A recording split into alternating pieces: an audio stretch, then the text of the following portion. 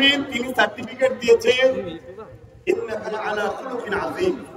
মহান স্রষ্টা বলেছেন সর্বশ্রেষ্ঠ চরিত্রওয়ালা হলো প্রফেট মুহাম্মদ সাল্লাল্লাহু আলাইহি ওয়াসাল্লাম। কিন্তু আমরা যে ভালোবাসি বলি আমাদেরকে ইজহার করা দরকার। কেন্দ্র সরকার চাইছে যোগী হোক আর মোদী হোক, এনারা চাইছে মুসলিম ধর্মের ভাবাবেগে আঘাত দাও, ইসলামের অনুসারীরা রাস্তায় নামবে, মিটিং মিছিল করবে, আর আমরা এই ফুটেজটা দেখিয়ে অমুসলিমদের মধ্যে এক শ্রেণীর উগ্র মাইন্ডের লোক আছে, সবাই না, কেন কোন ধর্ম উগ্রতা শিখায় না। অমুসলিম দাবিদারদের মধ্যে তারা ধর্মকেও মানে না, একদম রাজ্যের উগ্র মাইন্ডের, তাদেরকে এই কেন্দ্র সরকার ভুল বুঝিয়ে নিজেদের ভোট ব্যাংকে বন্দী করার জন্য বারবার ইসলামকে আঘাত দিচ্ছে, যাতে করে এই মেসেজ আমাদের কাছে যায় আর আমরা সেই নিয়ে রাস্তায় নামি, আমরা আন্দোলন করি, মিছিল মিটিং করি, যাতে রাস্তাঘাটে পথচারী মানুষের অসুবিধা হয়, মানুষের দৈনন্দিন জীবনে যাতায়াতের অসুবিধা হয়। এতে তখন মুসলিম ভাইদের মধ্যে যারা সম্প্রীতি প্রেমী মানুষ তাদেরকেও যে বুঝাবে, দেখেছো কিভাবে মুসলমানরা রাস্তাঘাটে নেবে রোডে জাম করছেন। এইটা হলো কেন্দ্র সরকারের চক্রান্ত। আপনাদেরকে বলবো কেন্দ্র সরকারের চক্রান্তে পা না দিয়ে আমরা এটা যেমন মাথায় রাখতে হবে, তেমন আমরা ভারতবর্ষে কারো দয়াতে বেঁচে নাই। এদেশ আমাদের বাপের দেশ, এদেশ আদম সাল্লামের দেশ। এদের হিন্দু, খ্রিস্টান, দলিত, আদিবাসী, সাঁওতাল, বাউটি, মুসলিম, মুচি, যে ধর্ম মানে না এই দেশে জন্ম হয়েছে তাদের ভারতবর্ষ। কেউ যদি মনে করে রাজতন্ত্র চালাবো, তাদেরকে আমরা জানিয়ে দিই সাদা চামড়ার ব্রিটিশদের ঘরে আমরা তাড়িয়েছি, তোদের কালো চামড়াকে তারা তো। অতএব এই দেশে সর্বধর্মের মানুষের মেহনতের অবদান আছে, সর্বধর্মের মানুষেরা এ দেশের জন্য লড়াই করেছে, রক্ত দিয়েছে, জীবন দিয়েছে। কিন্তু আজ এই দেশে যেভাবে বিশেষ বিশেষ মুসলিম, দলিত, আদিবাসী, এসসি, এসটি, পিছিয়ে পড়া মানুষের উপরে যেভাবে অত্যাচার চলছে, যেন মনে হচ্ছে এদেশে আমাদের কোনো অধিকার নাই। তাই এদেরকে অধিকার আছে কিনা নাই আমাদেরকেও গণতান্ত্রিক প্রক্রিয়াতে জবাব দিতে হবে। পাশাপাশি খেয়াল রাখবেন, আমরা জানি এদেশে সমস্ত সম্পদের মানুষ যেভাবে রক্ত দিয়েছে, দিল্লি থেকে নিয়ে লাহোর পর্যন্ত, তখন তো দেশ বা ভাঙিয়ে সপ্ত ভারতবর্ষ উলামাদের রক্ত এবং ফাঁসিতে ঝুলিয়েছে, এদের স্বাধীন হয়েছে।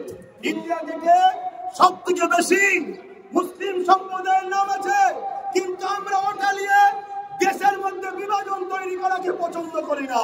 তাই আজকে আপনাদেরকে বলবো, আমাদের জাঙ্গিপাড়া থানার প্রশাসন বন্ধু যিনারা আছে যথেষ্ট আমাদেরকে সহযোগিতা করেছে, তিনাদের সহযোগিতার স্বার্থে আমরা রাস্তা বন্ধ রাখবো না।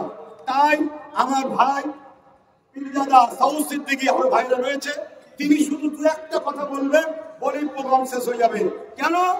আমার রসুলের আদর্শ রাস্তায় পথচারী মানুষের জন্য কোন জিনিস যদি পড়ে থাকে সেটাকে সাইডে সরিয়ে ফেলে দাও। আমি আবার একবার বলছি, কোন মানবরূপী পশু আমার নবীর বিরুদ্ধে লাগবে, এতে আমার নবীর কিছু যায় আসে না।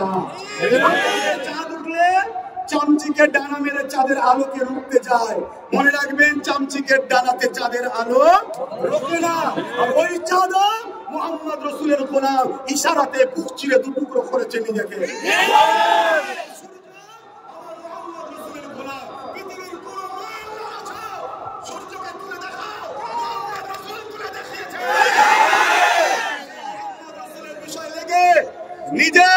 নিজের দেশের নিজের নসলের ক্ষতি করবে না। ফেরাউনকে দেখে শিক্ষা নাও, নমরুদকে দেখে শিক্ষা নাও, আবু জেহেলকে দেখে শিক্ষা নাও, সাদ্দাতকে দেখে শিক্ষা নাও। সুধরে যাও, সুধরে যাও। সবাইকে আঘাত দিচ্ছে আলাদা বিষয়। মুহাম্মদ সাল্লাল্লাহু আলাইহি সাল্লাম প্রত্যেকটা মুসলমান ইমানদারের জানের থেকেও বেশি কাছের দামি জিনিস আল্লাহ।